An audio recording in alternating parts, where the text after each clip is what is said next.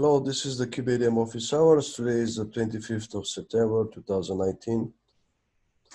I'm going to share the agenda document in chat.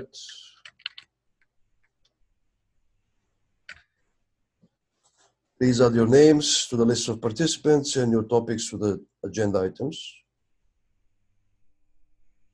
Do we have any new participants?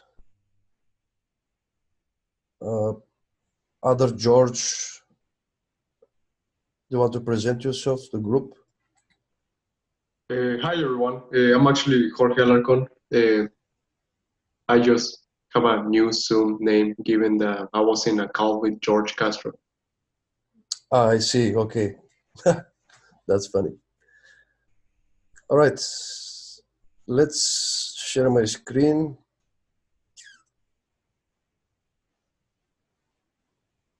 Okay, I had a couple of quick PSAs. So we are backporting a fix for 116. Apparently the feature gate for dual stack was broken because we don't have a test for that mainly. It causes a panic because this field is missing in the kubeproxy config. So this is already LGTM approved, pretty much. My only question was, like, can we add an integration test for that under cmd/kubeadm/test to test only the feature gate, I guess? You can, if you're just testing the enablement, you're not actually testing the feature itself.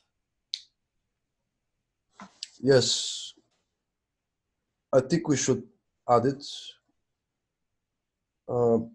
Does anybody want to take this action?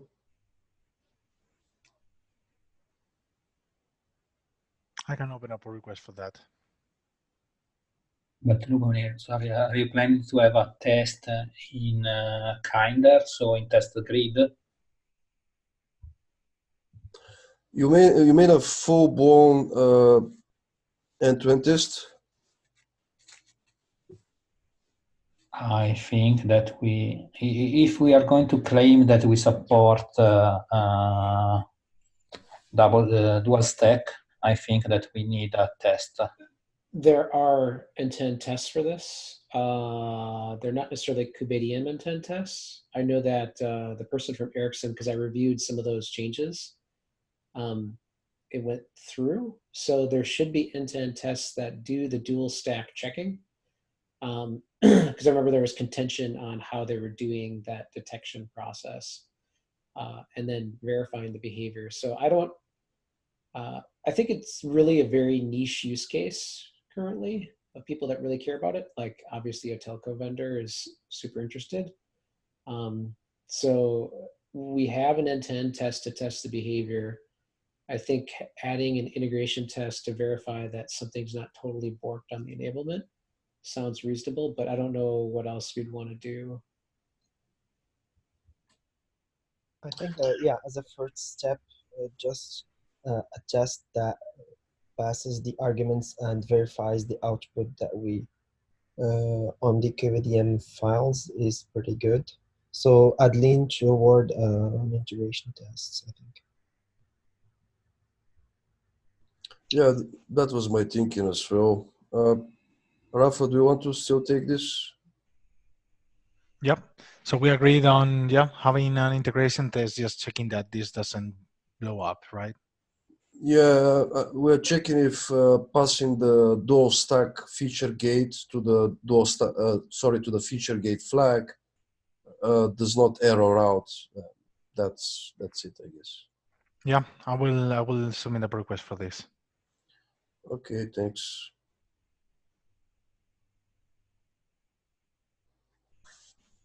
I'm going to add you later here. Yasin, congratulations. We are adding you as a reviewer. We had a talk about it. You sent so many PRs and pull request reviews that you really deserve this. So thank you and congratulations. Thank you, everyone. I hope that we'll collaborate even more often now. All right. So if anybody has objections or wants to LGTM, these PRs are on hold. Please go ahead and check them out. We can unhold them later today.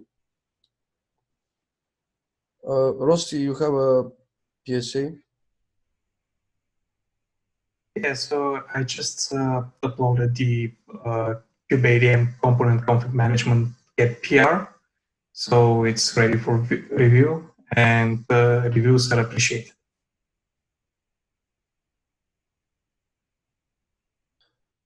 Can you provide more details what this is about to those who have no information? So this is about changing the way kubeadm handles component configs with respect to getting rid of defaulting, changing the way validation is performed, and avoiding migration. And as a side effect of this, dropping the dependencies on the internal types of vendor component configs. Just to verify for my own sanity, did you ever talk with Jordan about becoming a from the SIG? Do we have a set of representatives that we would like to have as API reviewers for things that are cluster lifecycle related? I personally didn't talk to Jordan about this, but I'm not aware of anyone else from the SIG doing this. Okay. I'll send out an email, but I think that prior to approval, we might want to get you on that list, right? Yeah, so sure. We're following all the standard operating procedure for the API machinery folks.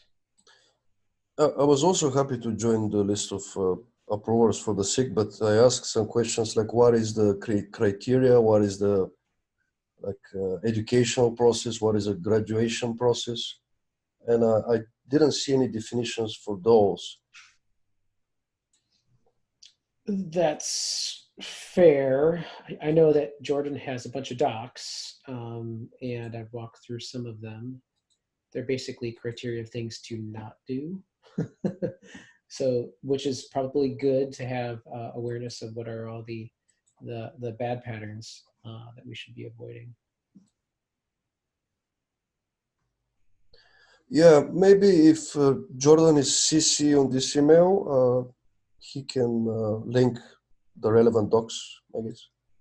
Yep, I will send out an email after this meeting and send it to the list and CC Jordan.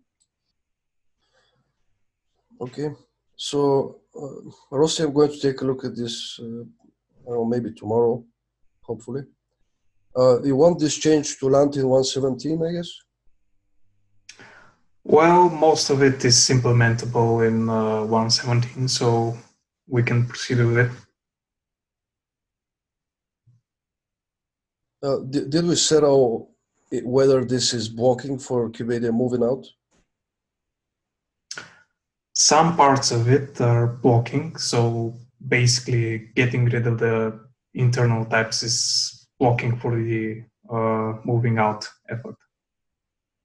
But this is basically a relatively standalone change, and it only requires to implement the stop defaulting, the change validation phase, and we didn't do any migrations in the past because we didn't have to. So basically, we are not losing effectively a feature here. Yeah. Do you know when the kubeproxy next API version is going to be available? Well, hopefully before the end of this cycle, it's going to have an Alpha 2. But I'm not sure whether this will happen simply because of the review process there. And reviews may be a little bit delayed for it to merge in this cycle. And certainly I don't plan on removing Alpha 1 for at least several cycles, because Alpha 1 is basically the standard for kubeproxy right now. Yeah. Okay. Anybody has questions for this KEP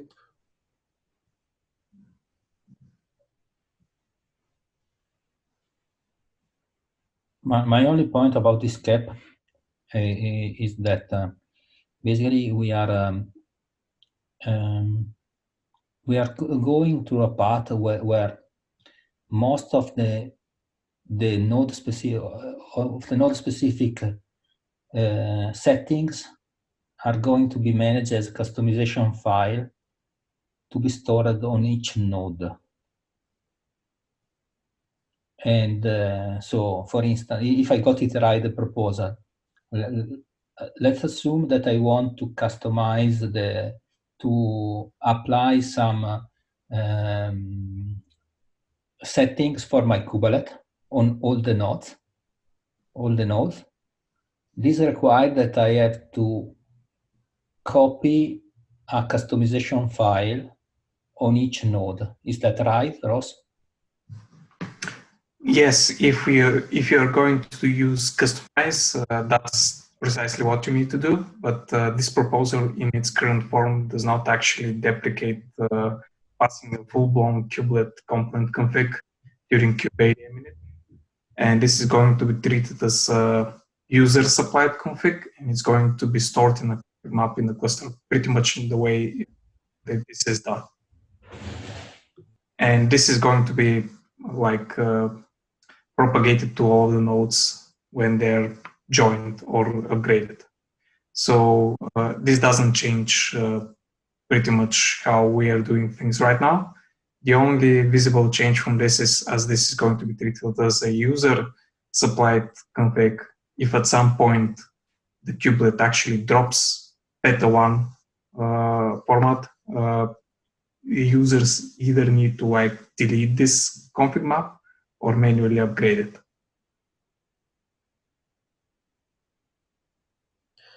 And do you think that if the kubelet supported global and per node sub-objects, we didn't have to use the customized pattern here? Well, customized pattern can be actually reduced by splitting the config in such ways, but I'm not sure that customized can be actually gotten rid of in like every single case. I mean, customize is used just for the patch capabilities, and patch is always good. And like the solution to go for when doing something that's basically non-standard. Yeah. Okay, so thank you for this effort. I will have a look. And my major concern is the user experience that we have and the impact that we are having on it. But I really appreciated the work. Yeah. Why don't we do a more detailed, thorough review, and then maybe we can rally on any contentious items in a week or two from now. Yeah, I'm fine with this. In fact, this is actually my main goal. Okay, let's have this PR for review. We can have we can book a meeting for it. Book time in this meeting for it because it's very important. Right, Yasin, you have an agenda item? Yeah, it's mostly around the IP allocator dependency. It's one of the last dependencies that we have in kubeadm. So the move of the code was merged in utils, and I bumped the dependency, so we should be able to get rid of the IP allocator dependency. Yeah, this is great. I think it was like, apart from the component config, I think this was the final item, maybe? Yes. One of the things I wanted to, we talked about it yesterday during the main SIG cluster lifecycle meeting, which we should think about before we do the move, is who will be responsible for released artifacts and publishing for a release as we do this change. I had a brief discussion with Stephen Augustus before I went on PTO, but it was in between the discussion of stopping to maintain this Kubernetes CNI package in Kubernetes release because they want to do that. And the same for CRI tools, which is kind of disruptive to the potential users. So maybe we should book a meeting for this. Yeah, because like, I don't think we can possibly move out a tree without solving this problem yet, right? The short answer from Steven was that they still want to release kubeadm as part of the tarbos. But if kubeadm is out of tree, somehow the tooling has to pick up a certain commit out of the kubeadm repository, build kubeadm, tag it, I don't know, sign it. Yeah, let's finish off the dependency problem and then figure out what the release mechanisms would be. There are many ways to slice this now that yeah, so it becomes a little bit weird because does the release tarball actually even still bundle? Is kubectl totally out of tree now? Yes, I think part of the tools I think are still in KK. Okay. Well, I think that's the only other thing that's fully out of tree or close to fully out of tree that would somehow have to be bundled with a release. So we should talk with not just the release team, but the K8s infra group. So maybe we can chat with DIMS and other folks. So let me start a conversation on the K8s infra channel, but we should definitely like open up an issue to track this particular set of problems. There's many of them. The entire depth graph of things is the problem. Yeah, I personally think that we need a separate bot because the publishing bot currently cannot tag, cannot update repositories without stomping them. So it takes content from KK, publishes the content, tags the content and branches. I'm okay if we want to totally control our own destiny, but the problem is going to be the existing repository structure. In kubeadm? No, in the release, there is a set of GCS buckets that back into repos. So like it presents itself as standard RPM repos and standard other stuff. And that particular aspect of how we do distribution management we'd either have to own it or we'd have to fix what they have. Yeah, there's also the alternative to not bundle kubeadm as part of the release. I think that it's pretty much the way people test things on Kubernetes. I think that might be not in our best interests, at least for the time being, until we've developed like a asynchronous release mechanism and people have adopted it. But I think people are used to getting a release, kicking the tires with kubeadm, figuring out what the problems are, and determining whether or not they want to adopt that version of Kubernetes or not. Yeah. Also, the topic of CRI tools and Kubernetes CNI not being part of these RPM dep repositories is a discussion that we should have because it breaks a step. The users now have to install them manually if we don't create these packages. Yeah, this is a thorny conversation. Let's open an issue and start. Does someone want to take an action item to open an issue? I can create the issue in Kubernetes, I guess. And ping Steven.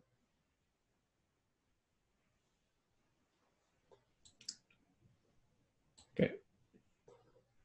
I personally think that we should have a meeting about this and like discuss the impact of some of the changes. Well, maybe even before we open up an issue, we talk with the release team.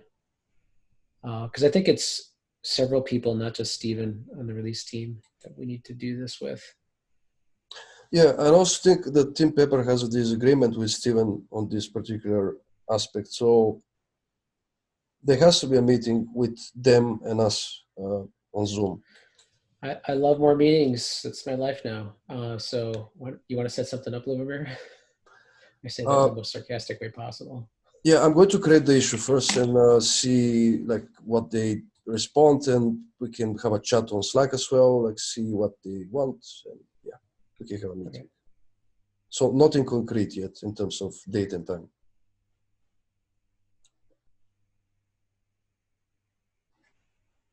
All right. Flannel issue reports. So I've seen a pile of Flannel issue reports recently. Some were in the kubeadm repository. I closed them. It's a Flannel problem, and I wanted to ask if somebody wants to take an action item to update our create a single control plane cluster with kubeadm document to point to a certain Flannel commit, because our commit is old. Let me check actually. So basically, there's some weird stuff going on here. Now, the Flannel manifest need this. I have no idea what this is. Does anybody know? And also, apparently, some CNI version bump is required here. So, content English docs setup. Another topic, Tim, is that I would love if we stop publishing the documentation for kubeadm in the website, and maybe we can link to the kubeadm repo, because it has been a lot of trouble for us. That's also thorny.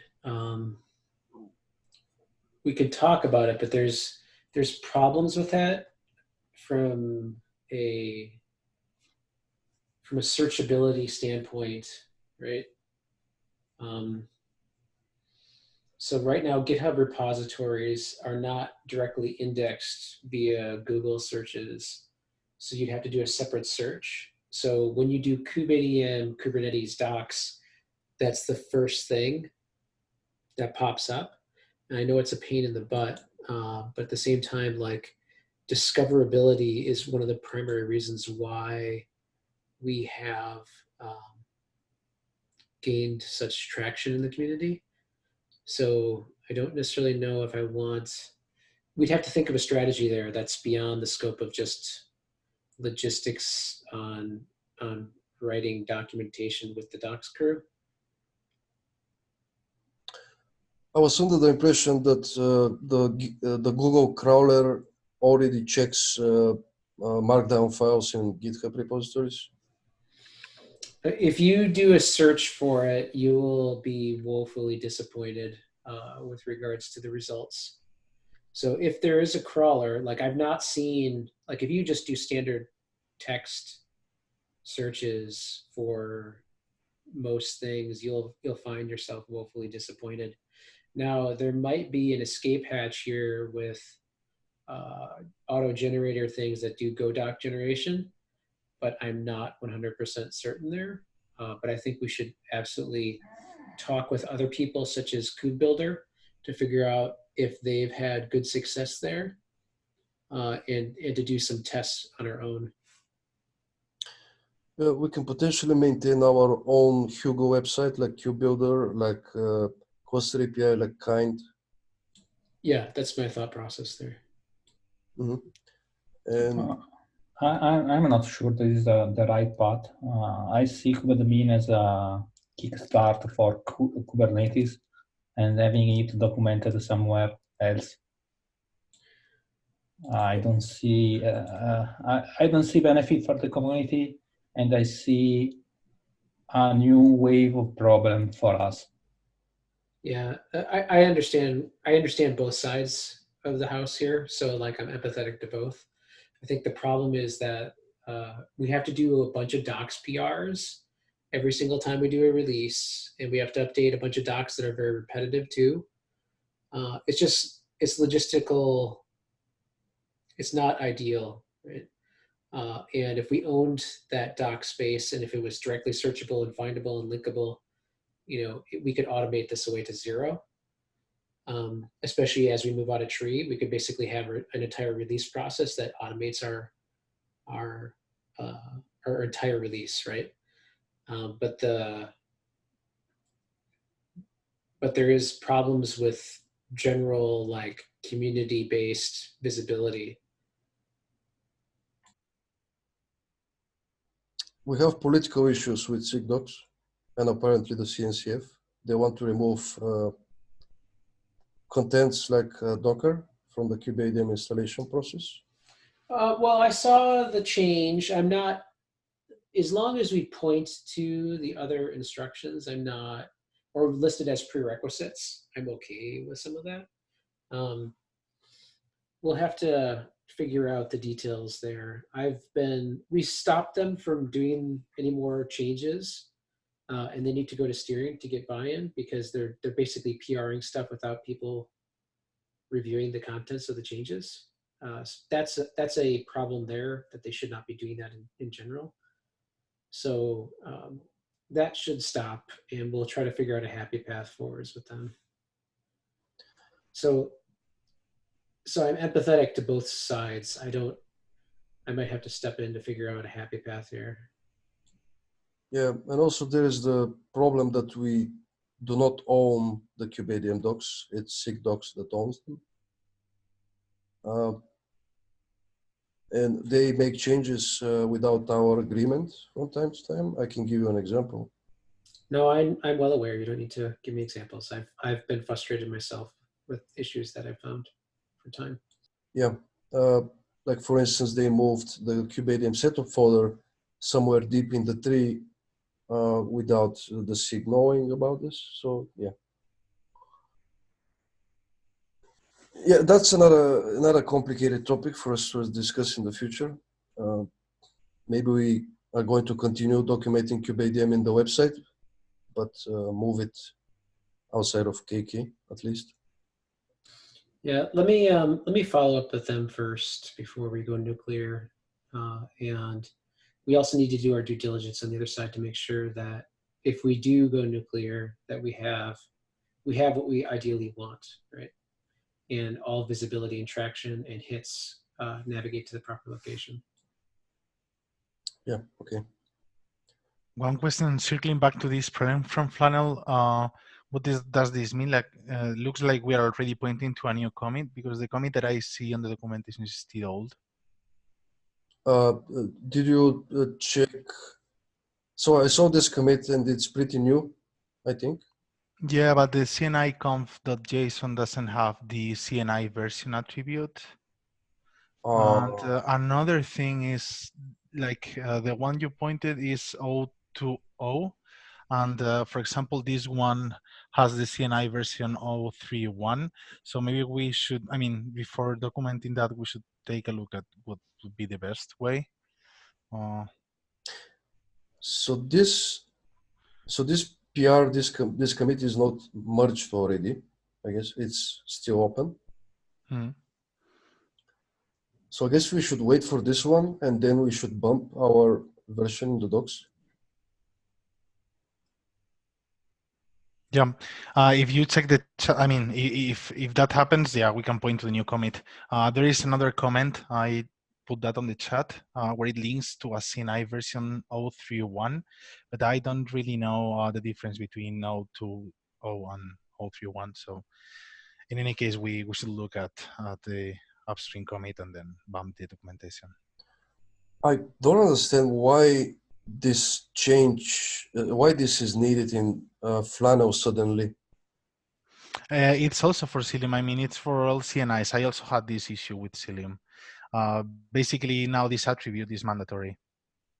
So you have to specify the version. Yeah. And why are we not seeing this in the kubeadm CI signal? I guess because we are using Calico, and Calico is better maintained most of the time.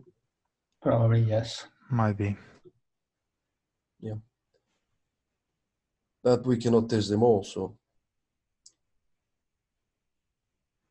Okay. I guess we should update the docs Rafa, do you want to take this as well? Yes, I will monitor when it gets merged and bump that version. Okay. I will assign you to these from the Google Doc, from the agenda doc. Sure. Yep. All right. Fabrizio, you have items? Yes, last week we had a discussion about planning. I would like to quickly review the priority we defined with you and Tim. And if you can scroll the document down, or I will share. I'm going to share. Okay, so we went to planning, dividing in the activity in what is the carryover from 117, what are the new features that we can work on, and what are the minor things. P0 is the work that Ross and Yassina and also Marek are doing for moving kubeadm out of 3, and the cap that Ross presented before is part of this work. The IP allocator is part of this work, system validator are part of this work. So this is a thread of things which are the P0 for the next cycle. Then we have two carryover activity. One is dual stack support that we already talked before, that we want to get it, that we want to keep up with the rest of the community on this effort. And there is also, we would like also to make the status with regards to Windows support, because I saw an announcement that now it is user can use it. I don't have the feedback from you, Lubomir, that you were following this effort, so I added a line for the Windows support. I don't know if we're going to want to bump that priority up or not. For Windows? Yeah. In part because if people are, they have a lot of the testing now actually in place and it's proper, so they can actually validate, and they fixed a bunch of the bugs that existed. And if they're trying to do PR or like not PR, not pull requests, but actual like marketing PR to the wild, and that we can't support it in kubeadm, that is generally not a good visibility look, because we're kind of the de facto bootstrapping tool. And if we don't have full signal all the way through, as well as default support vetted, we might want to up the priority on that. The problem with increasing the priority is that it's technically the people who are going to take action on this are people who do not participate in this group. These are SIG Windows and Microsoft folks. And this is like work on the side for them. They are not kubeadm developers. And also the kubeadm work is like almost complete. It's already working.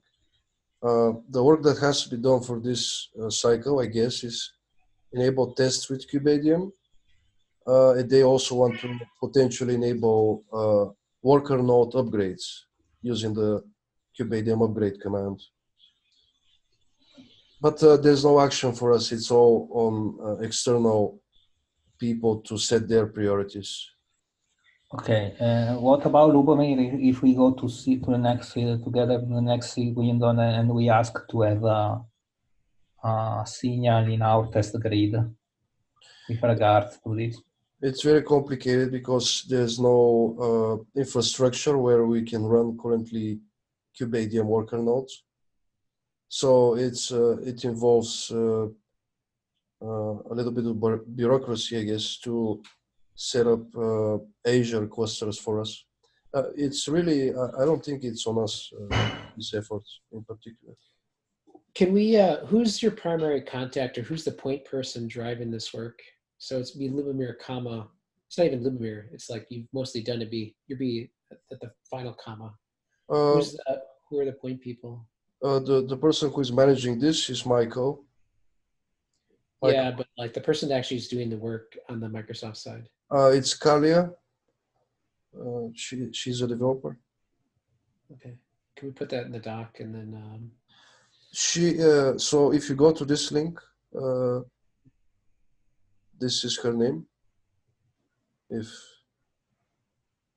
I think she posted here. Yes. So if you want me to add this name to the doc? Yeah, if she's the one doing the work, and Ben Moss too as well. So. Yeah, I think Ben is no longer working on this. It's only Kalia. Okay. So yeah, it's really in the hands of other people. My point here, I responded to this, to the action item from Fabrizio added last time, because I saw the vote basically of this meeting already. So my response here is that we are going to keep this issue open for a long time, but it's really not on us. We cannot help with any of these areas, basically, on the remaining tests or docs or stuff like that.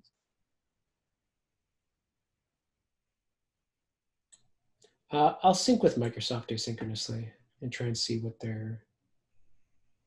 Yeah, you can also speak to Mike about this. Yeah, please go on. Go ahead, Fabrizio. My main concern is that we are blind. We don't have a signal, and there are posts in the wild that claims that kubeadm support this. So what we can do is when we receive a ticket in the Kubernetes/kubeadm repository, what we can do is we can transfer the ticket to this repository.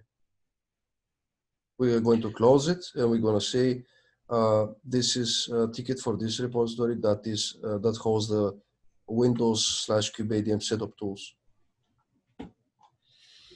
I will open an issue in this repository asking to have a signal in test grid. Yeah, also please mind that maybe they will want to host this signal under the SIG Windows dashboard and not kubeadm dashboard. Okay. You can cross post, so that shouldn't be a problem. Let's get the CI signal in place. Let me link up with them and figure out where they're at and what they want to announce. I just have general concern with it doesn't look good on both the kubeadm community and everyone else when we announce general availability of Windows and no one can use it except for when they run Azure. There's no community facing thing at all. It's just generally faux pas. So let me try to close that loop on their side.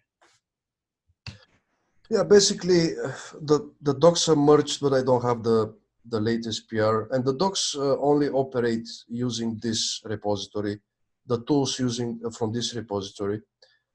So if somebody for some reason reports stuff to kubeadm, like I said earlier, we should just delegate to SIG Windows anything the users ask, because kubeadm itself is Windows ready. We are just being leveraged in terms of worker node support, or even it's that we are only being leveraged for the Bootstrap token capabilities. Okay, we can move on. I think I've beaten this horse to death. Yeah. Okay, then we move into the list of new feature. There is a good discussion about kubeadm operator, but it is not a top priority, so it will be worked at best effort. With targeting a minimal viable product that will do orchestration and possibly the upgrade workflow. Then there is two priority that I would like to discuss with you, because after some discussion, it turned out that we would like to deprecate V1 Beta 1 and add V1 Beta 3, because there is a critical mass of requests that can go in that justify the issuing of a new release?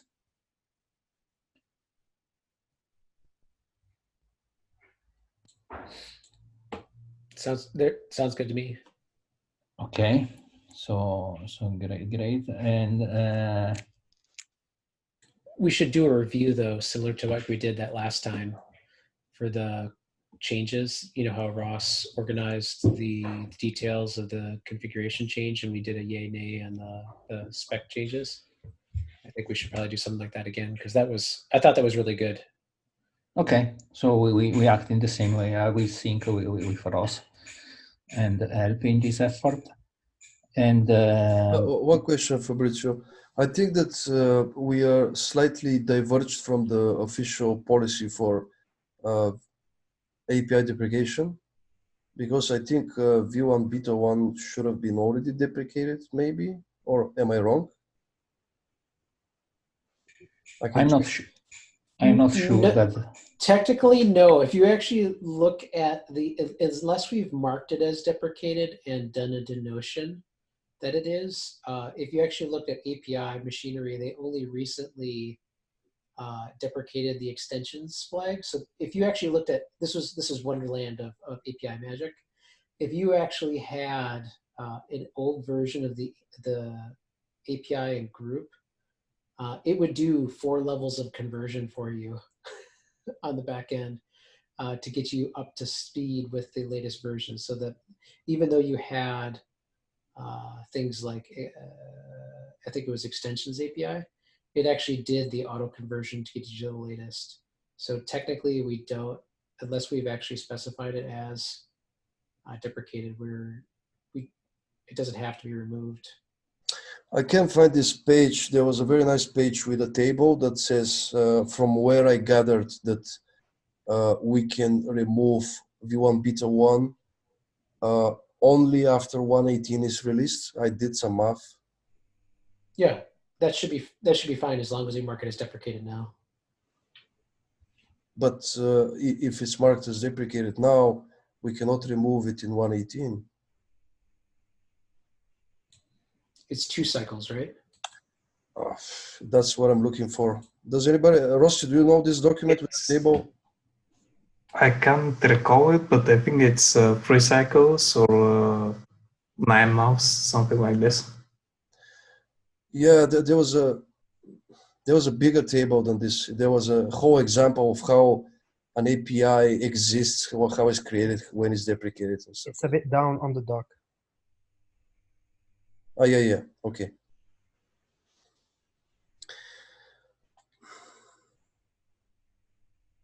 So we are in this case, which means that with the release of V1 Beta 2, V1 Beta 1 is already deprecated.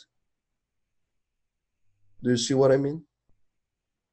The problem, Luca, I'm not sure that we issued an action required. Yeah, we haven't. We should definitely put that in the release notes.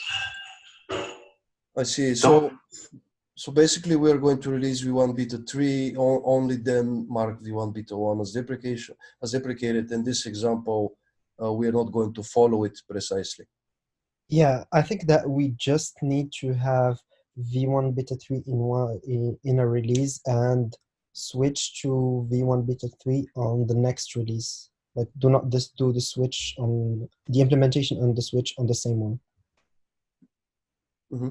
Also, these increments here, they are only recommendations. So, yeah, I guess we can do whatever we want as long as we follow these increments as the minimum.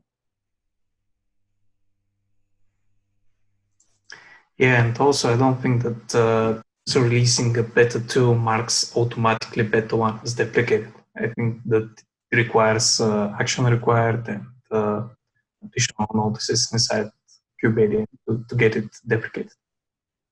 Okay, I guess we're going to remove V1 Beta 1 like later because of that,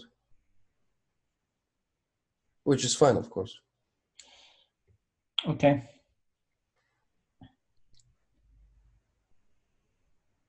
Okay, and then there is a block which is P2.5, which is work on the DON and part of it. It includes integration with the DON operator and make Uber proxy optional. But we discussed this a little bit with Leak, and it really depends by if and how they are ready to do the integration or not. So it is in our mind. Somehow it crosses the work that Ross has to do for component config. Somehow it crosses the work that we are going to do in V1 beta 3. But it is having the DON integration is a lower priority. But did we decide whether it's okay to skip adding the kubeproxy add-on during upgrade if the config map is missing in the cluster? No, we don't discuss this, and as explained also in the issue, in my opinion, we should not guess what the user did with phases during upgrades, but we should go for a clear signal in the API that tells the user has skipped the kubeproxy. The user does not install the kubeproxy. I saw a PR in the Kubernetes website like yesterday that somebody wanted to add notes about the fact like, hey, you can now skip kubeproxy if you skip the kubeproxy phase, and then join is going to support it. But I immediately said, hey, but upgrade does not support it, so we should not recommend this even. I totally agree. This is not supported by kubeadmin now. And there is two ways to make it work. One is to implement phases in upgrades, which are not in a roadmap for this cycle. And the other is to have a configuration that keep track of what the user is doing, which probably might happen. But currently it is not supported. Okay. So one thing that's a question for me that might be beneficial if we're doing a configuration change is if we record in the config the skipped phases, and on upgrade we can just also skip those phases, because we don't currently do that. There are two problems for this in team. The first one is that you don't have phases in upgrades, so you cannot skip. But the core problem is that you can skip phases in two ways. One doing init skip phases, but the other is doing a sequence of phases and skipping one. I would imagine the support would only be, well, we could talk about it. Maybe we should open an issue. I would imagine support would only exist in the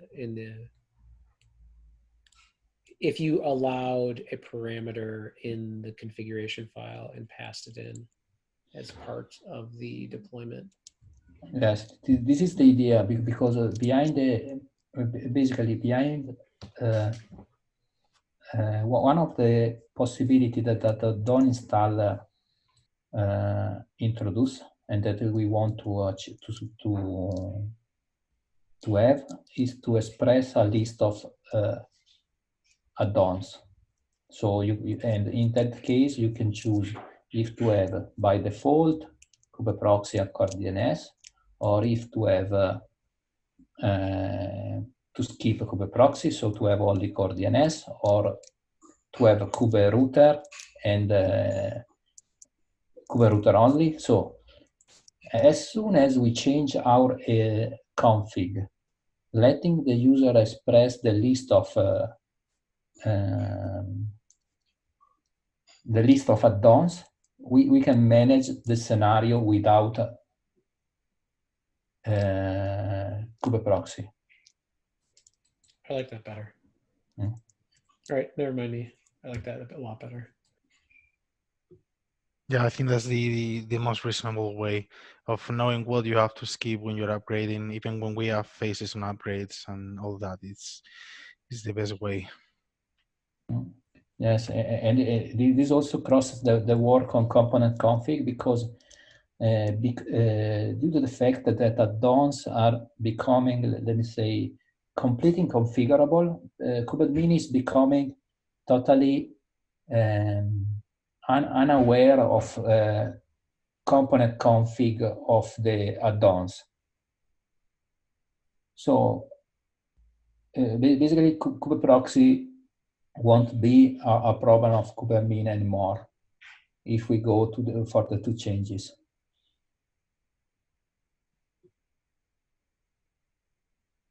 Yes, and I it like it. also integrate pretty well with the cluster add-on effort. Okay, so it seems that there is a general agreement on the priority. This is great. There is a lot of work, we have somehow to work to get some more contributor on, and both Thiago and Rafael are planning to invest more time this cycle. And I also saw Ed back working on the machine readable things. So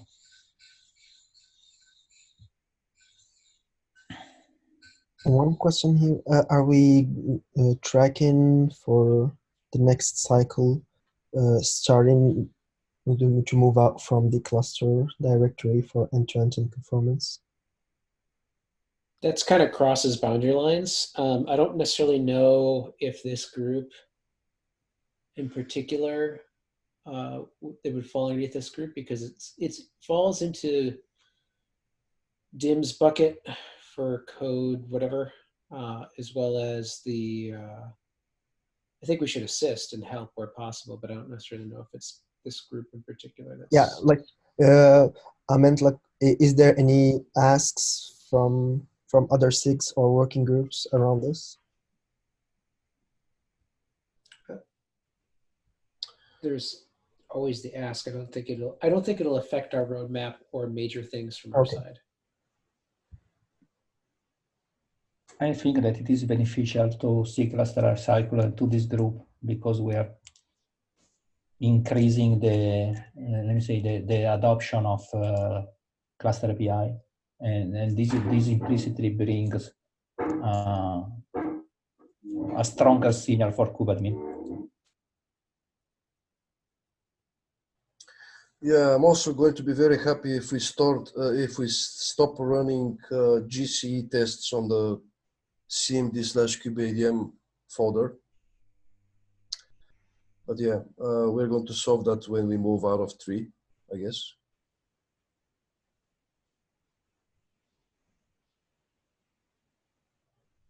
Okay. 4 minutes. Anybody have any other topics they want to discuss?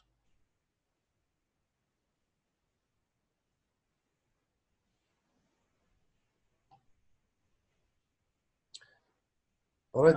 I would like to discuss to get to the conclusion to the discussion on the kubeadm operator cap and get it merged, but we are out of time. So maybe that I will call try to organize another meeting with people in this call. Yeah, my question there is, do you want to provide details in the cap of how are we going to manage package managers on the nodes, or do we want this to be part of basically amend when you amend the cap in a future version? In future, so the detail of how we are going to implement specific tasks are not yet defined. we have for each action, and specifically for upgrading package, we have to start prototyping, see pro and cons. Yeah, because upgrade is blocked without the definition of how we are going to manage package managers. Yes, and I also liked the comment of from Daniel. Yep. That he is basically saying that we don't have to solve all the puzzle now. We can do something which is simple to prove the concept, then try to improve in following iteration. Yes, and from history lessons, all the other distros are also going to want to have support, because if you add Debian as first example item, then we're going to have Red Hat. So we have to have a good abstraction layer to begin with. Yes, but I think that and then I have to drop to move to the secret cycle meeting. I think that a good approach there will be to start only replacing binary, which is, let me say, distro agnostics. But this is almost distro agnostic, and say we support this. That means that if a component has some updated dependencies, we are not managing with the operator in this values. Yeah. Okay. Let's book separate meeting or continue the discussion on the CAP. We have to drop because the Quest 3 PM meeting is next. Thanks everybody. See you next week. Bye. Thank you. Thank you. Bye-bye.